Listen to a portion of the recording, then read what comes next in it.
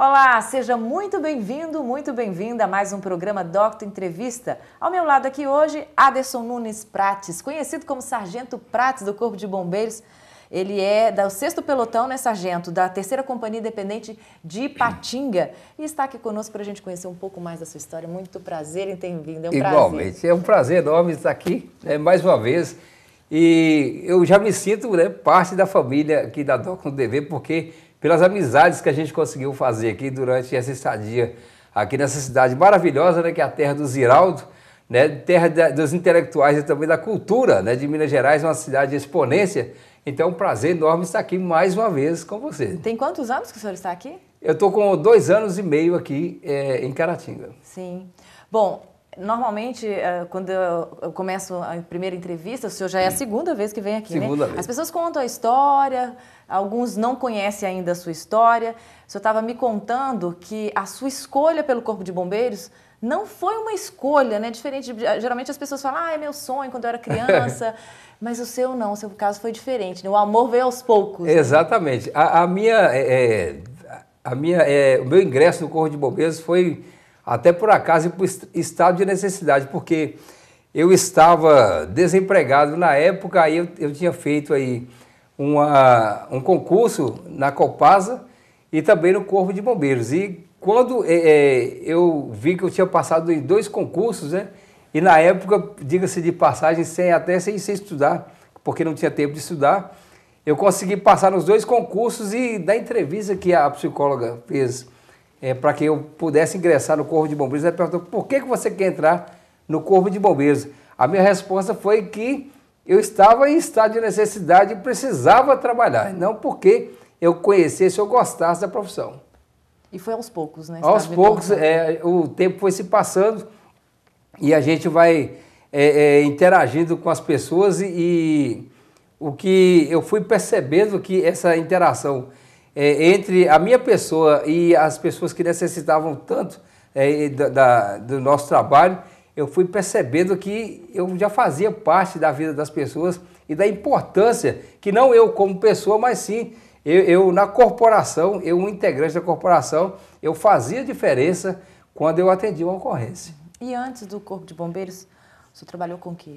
Eu, falando desde a minha idade de criança, eu fui, como a gente estava falando em off aqui, eu fui vendedor de picolé, vendedor de pirulito, fui vendedor de salgados, para ajudar em casa, e fui engraxate, e eu fiz muita coisa, inclusive eu comecei a desenhar profissionalmente com 12 anos de idade, porque eu tinha um primo, que desenhava, aí eu via meu primo desenhar e eu achava interessante os traços do desenho, e aí eu percebi que parece que eu comecei a interagir também com meu primo, eu consegui empatizar com o trabalho que ele fazia e pelos traços que eu fui entendendo o que era o desenho, aí eu comecei a desenhar profissionalmente, cheguei a ganhar alguns concursos na escola, quando eu participava, cheguei a ganhar alguns concursos e comecei a desenhar. E fui desenhando até o dia que eu tive que mudar de profissão devido a, infelizmente, eu acho que não só no Brasil, ou talvez só no nosso estado, mas o que a gente percebe que um artista, quando ele trabalha na área de desenho e publicidade, só é valorizado, com exceção do Ziraldo, que é daqui, só é valorizado depois que morre. Os quadros ficam mais valorosos e as pessoas começam a dar valor depois que a pessoa, igual o Picasso, até o Leonardo da Vinci também, que conseguiram pintar vários quadros que foram valorizados só depois que eles morreram. E o que o senhor gostava de pintar? Eu gostava de desenhar, ainda eu gosto, desenhar fisionomias, eu gosto de desenhar. Rostos? Gosto de desenhar e também eu gosto de fazer algumas paisagens, tem até alguns quadros que eu pintei lá na minha cidade, eu pintava por diversão, não para ganhar dinheiro, nunca fiz. Da área de comunicação, de arte em geral, nunca fiz nada para ganhar dinheiro. E sempre por amor. E ainda hoje eu faço tudo que eu faço na arte por amor. E o desenhista profissional, você já tinha mais ou menos quantos anos? A partir dos 12 anos eu já desenhava profissionalmente para as escolas da minha cidade. E desenhava para empresas também.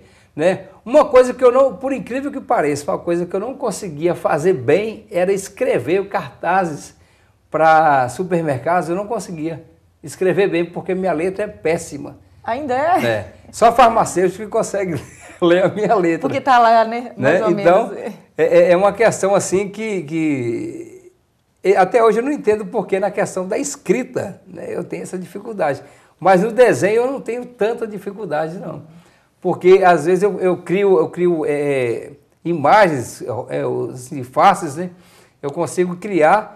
Quem é esse aqui? Eu não sei te falar quem é. Eu simplesmente desenho uma face e tá pronto. Mas faz também desenhos de, por exemplo, estou te vendo, aí vou lá e desenho assim? Não Né? faço esse tipo de... Hoje em dia eu não consigo, hoje em dia mais eu não consigo, porque depois você passa dos 40, né, a visão começa a ficar mais fraca, e aqueles detalhes que normalmente eles dão os traços da personalidade, né, na fisionomia da pessoa, às vezes eu não consigo mais alcançar, né, hoje em dia, porque eu tenho essa deficiência de enxergar alguns traços, aí questão de sombra e tal, não consigo mais fazer como eu fazia antes. Mas ainda assim eu desenho hoje em dia, mas não mais assim, profissionalmente. Eu desenho, se alguém pede para desenhar, faz um desenho, eu faço um desenho. Né? O senhor é de Teófilo Otoni? Teófilo Otoni. Família mora toda aqui a minha ou não? família, eu não tenho ninguém aqui nessa cidade. O senhor vem e volta? Como é eu que venho e volto, eu viajo 254 quilômetros. Toda semana? Para vir trabalhar. Toda semana não, todo trabalho.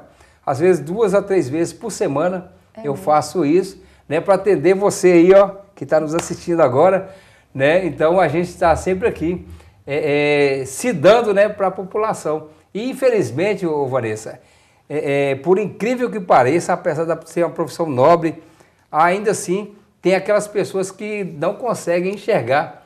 Muitas vezes quando você se entrega para o trabalho em benefício da própria pessoa que está sendo atendida, muitas vezes as pessoas não reconhecem esse trabalho que eu acho, hoje eu vejo como um dos trabalhos nobres, né, que é relacionado diretamente com a vida. Ainda assim tem pessoas que conseguem criticar e vão até a imprensa, né, criam blogs, criam canais de comunicação para criticar, né, o nosso trabalho ainda. Infelizmente isso acontece. Mas infelizmente eu estava até comentando com um amigo um dia desse, há uma cultura que é importante que a gente consiga mudar, né? Uma cultura da reclamação, a cultura da crítica, como se não pudesse ver o outro lado, o lado positivo de tudo, né? Exatamente. O que me deixa mais alegre é que quando um reclama, tem 9 que dá o crédito e reconhece, né?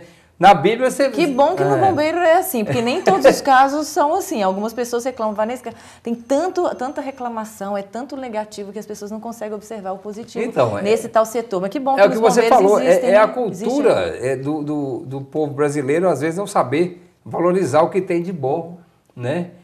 O que tem de bom na sociedade, só quer criticar. Principalmente no que diz respeito à relação do ser humano. Hoje a gente vê isso na questão atual, é a questão da política, né? Não são 100% de políticos que são corruptos, né? Porque se você fizer um apanhado geral, você vai ver que por causa de 1 ou 2 ou 3, se bem que depois dessa operação Lava Jato, a gente está vendo que tem muito... Um número maior, né? A coisa é invertida, né? Mas se a gente procurar direitinho, a gente vai conseguir ainda encontrar políticos que ainda respeitam o ser humano. Não pode generalizar, né? Pois é, Prates, vamos então para o intervalo. Daqui a pouquinho nós voltamos para continuar esse bate-papo. Eu volto então em instantes.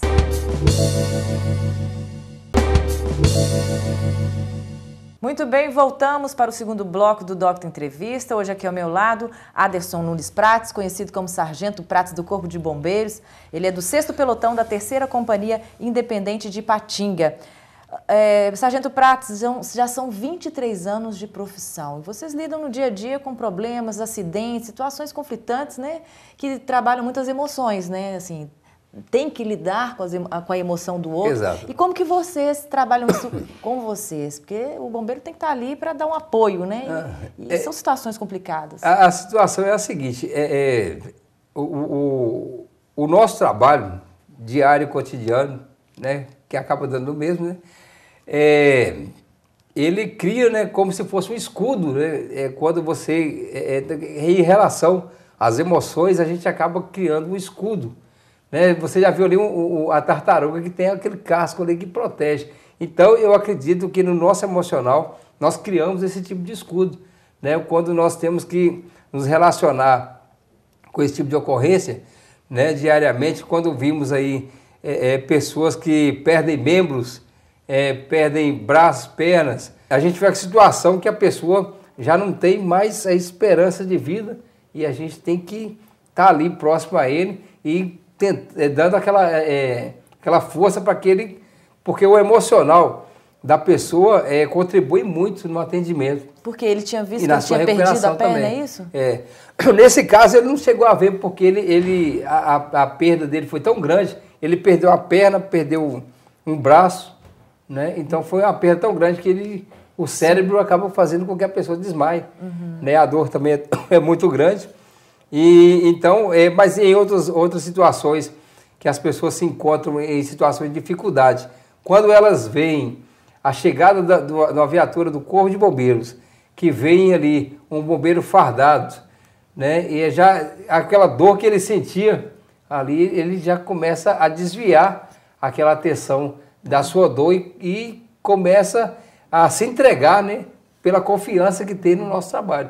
Então, isso para mim é gratificante e com isso a gente acaba, por essa necessidade de ter que passar a tranquilidade para o nosso cliente, né, nós chamamos assim, nosso cliente, então acaba criando esse escudo assim e uma estabilidade também emocional, né? A gente vai trabalhando isso com o tempo e vai amadurecendo.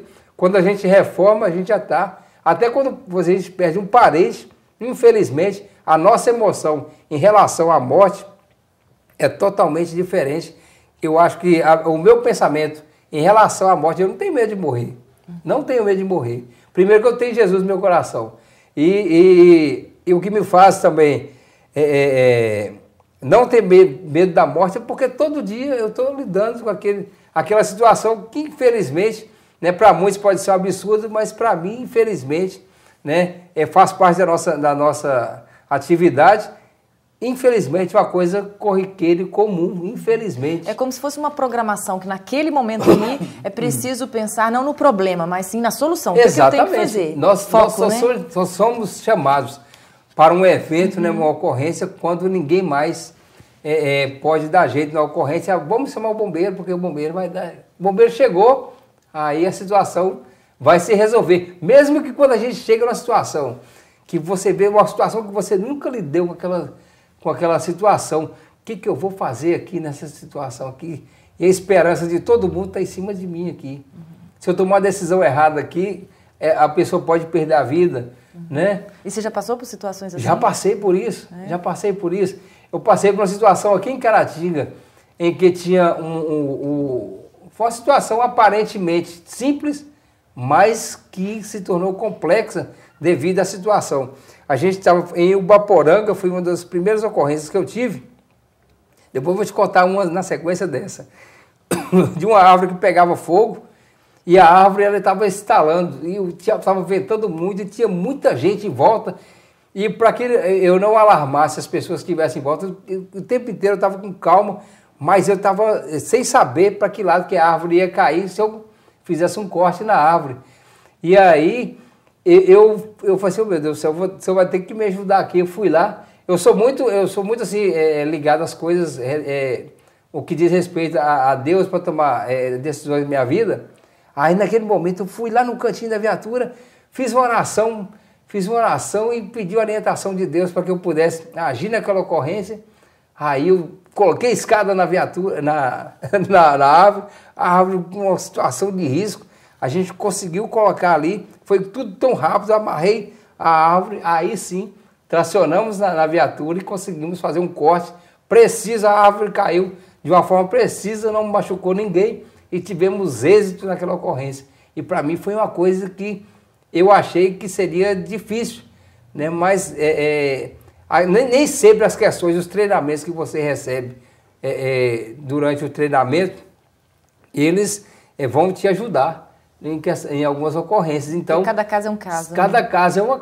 você pode atender 10 ocorrências de um mesmo tipo de acidente. Cada um vai ser diferente do outro. entendeu? Uma situação emocional, né, que pode interferir na sua ocorrência, então é cada um é cada uma. Qual que era o caso que o senhor ia É contar? uma árvore, e o outro, a situação foi entre Folhas ou Vargem Alegre. Vargem Alegre. Um suicida com um revólver 22 apontado para a boca, dentro da boca, e a gente teve que conversar com ele o tempo inteiro. E, infelizmente, nessa ocorrência, ele acabou efetuando o disparo, né? A gente ainda conseguiu fazer o resgate dele, ele ainda viveu 2 semanas, né? Para mim, aí foi decepcionante esse tipo de ocorrência, porque é uma coisa que você... Por isso que a gente não pode contar com a sorte em ocorrência, então você tem que contar com a experiência. Depois de um caso desse, eu fui estudar mais como eu poderia agir em relação a uma ocorrência que pudesse ser parecida a essa. Né? Aí eu falei assim, vou me preparar para uma próxima, porque quando a gente chegou, a polícia estava no local dialogando com essa pessoa. E muitas vezes na situação, depende muito de caso para caso, de um suicida, às vezes se você ficar muito querendo que ele faça o que você quer fazer, né, que você quer que ele faça, normalmente você vai se decepcionar. Né? Por isso que você tem que deixar a situação desenrolar e entrar na hora exata, na hora precisa, na hora certa de agir para não acontecer, né? Talvez uma tragédia, né? E às vezes isso é involuntário, não é a gente que quer, né? A nossa situação está lá, a gente está lá no local para ajudar, né? Mas eu acho que ele já estava, não sei qual que era a situação dele, ele estava altamente conduzido e induzido pela droga. Ele tinha estuprado uma mãe de 17 anos na frente do filhinho dela de 2 anos, né? Então era uma situação complexa no momento e a família ali estava... Você via que a família da moça parece que estava torcendo para que... Né? A impressão que a gente tinha no momento é que tinha muita gente lá que queria que ele disparasse mesmo.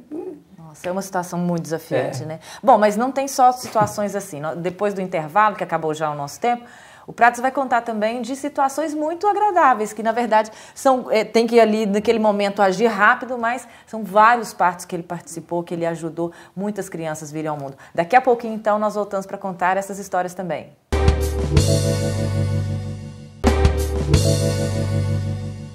Muito bem, voltamos com o programa Doctor Entrevista. Hoje aqui ao meu lado, o Sargento Prates do Corpo de Bombeiros. Ele estava contando algumas ocorrências, né, de difíceis que passou, algumas situações bem desafiantes, mas nós vamos contar agora também das outras, né, Sargento? Falar de coisas melhores, né?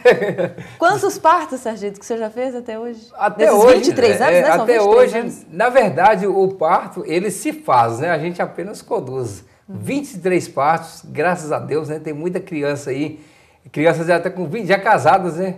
Que a gente conseguiu aí ajudar a mãe na hora do parto. Quase um por ano, né? Então 23 graças anos a de Deus bombeiro. nós já tivemos aí essa contribuição, né, para a natalidade da densidade demográfica do país. Nós ajudamos a fazer, não, mas ajudamos a trazer a vida, né? Então, tem muita gente que nos agradece, muitas mães, né? Que tem até criança com o nome da gente aí, né? Sério? Tem muita criança aí com o nome da gente. E às vezes isso é gratificante. E é como a gente falou, algumas coisas que a gente faz, que tem o reconhecimento, vale mais do que dinheiro. Sim. Né? E o que o senhor lembra dessas ocorrências? Se alguma que te marcou? Tem uma ocorrência devido aí às questões financeiras, né, de pessoas de poder aquisitivo bem baixinho mesmo. Nós tivemos uma ocorrência em que uma mãe, ela não tinha condições alguma, né, de dar uma situação para um parto, assim... De qualidade? Tradicional, né, Mínima, de qualidade, né? para a criança, e acabou tendo aí a criança na terra, porque não tinha nem o teto ali para que essa criança viesse ao mundo. Então, ainda assim, nós estivemos no local, ajudamos essa mãe ali, porque quando a gente chegou, nesse caso, ela já estava quase que 100% do parto realizado. Nós apenas né, chegamos ali no local e fizemos a condução dessa mãe até a maternidade para que ela terminasse ali de efetuar aquele parto. Então, é uma situação assim que a gente vê que nessas horas aí, são nessas horas que a gente vê que a disparidade da questão social, né? Muitos que têm demais e alguns que não tem nada, né? Então, o que tem é apenas ali, ela tinha 4 paredes, mas nem o teto ela tinha. Olha só. Né? Para dar condições para o filho. E teve outra situação também, uma situação de chuva em que a mãe, ela dormia numa cama de solteiro, dormia ela, a mãe dela e um filhinho de, acho que 4 ou 3 anos, e ela deu à luz ali naquela cama. Quando a gente chegou também, ela estava ali numa cama toda ensanguentada, e o cordão umbilical já tinha saído da placenta, e a gente estava numa situação de chuva. Ela morava num local que era de difícil acesso. Nós abraçamos aquela criancinha dela ali, com a capa de chuva, aquecemos e também fizemos a condução. Esse dia eu me emocionei mais pela situação assim, uma situação de muita pobreza, né? Às vezes a gente reclama, né? Porque falta uma besteirinha. A esposa da gente em casa reclama, porque faltou, você fez as compras do supermercado, mas faltou isso aqui, devia ter comprado e tal. E às vezes essa pessoa não tem nada disso, né? E ela estava feliz, a mãe estava feliz, porque tinha dado a luz ao filho, e a gente, vendo aquela situação de felicidade, mesmo naquela, entre aspas, na miséria visual, né? E social que a gente viu ali, para a gente aquilo foi impactante, mas para ela, né? Foi tranquilo. Ela estava focada. Então a gente está acostumado às vezes, você tem uma vida que você não leva uma vida de rico, mas em relação a dela você é milionário, né? Se for olhar a questão material. Então a gente vê essa disparidade social que nos emociona muito e nos deixa assim um pouco chateados. O nosso tempo está quase terminando, então eu gostaria de falar um pouquinho também da sua experiência com rádio, TV e até com cinema, né? Tá tendo um projeto bacana aí. Depois aí dessa experiência que eu tive como desenhista, eu cheguei a trabalhar com rádio, né? A gente começou com rádio comunitária e depois eu fiz trabalhos para rádio mesmo, rádio comercial, gravando comerciais, gravando vinhetas. E do rádio eu fui convidado a trabalhar em TV. Da TV eu tive a experiência de trabalhar com cinema, que eu me apaixonei pelo cinema e até hoje eu não consigo largar mais. Você já tem 2 filmes? Eu tenho 2 filmes e estava fazendo um terceiro, infelizmente, né? Da outra vez que eu vim aqui eu falei que a gente ia lançar o filme, mas infelizmente o pessoal vai ter que aguardar mais um pouquinho, porque realmente a questão financeira ela ficou a desejar nesse caso, mas nós temos um projeto aí, que é um remake do primeiro filme, que a gente vai fazer aí, e já temos um apoio na minha cidade. O Tarek, ele é um dos empresários da cidade lá, que tem uma visão assim diferenciada em relação à arte, né? A 7ª arte, então ele sempre tem nos apoiado aí e vai nos apoiar mais uma vez, né? Eu quero agradecer quem está na internet, eu sei que esse trabalho vai para a internet, então eu quero agradecer mais uma vez ao Tarek, né, que tem sempre nos apoiado nos nossos projetos. Bacana. Inclusive apoio. Falando de apoio, você também está apoiando, né, a TV lá de Teoflotone? Exatamente. Como a gente faz por amor, né? Eu vou apoiar ali a TV Alfa Minas em Teoflotone na questão da direção artística da TV e também na questão jornalística, né, dos telejornais. Né, nós vamos apoiar ali e também estamos tentando aí conseguir o apoio aqui da Docton TV, para que nos apoie lá e que a população de Teoflotone possa conhecer esse trabalho magnífico que vocês prestam aqui em Caratinga. Ah, bacana fazer essa parceria. Vai ser muito bom. E agora os projetos para o futuro. Nosso tempinho está curtinho ali agora. Fique à vontade para falar dos projetos e também deixar uma mensagem. Faltam 5 anos praticamente para que eu possa aposentar, e depois desses 5 anos o meu projeto de vida é ser documentarista.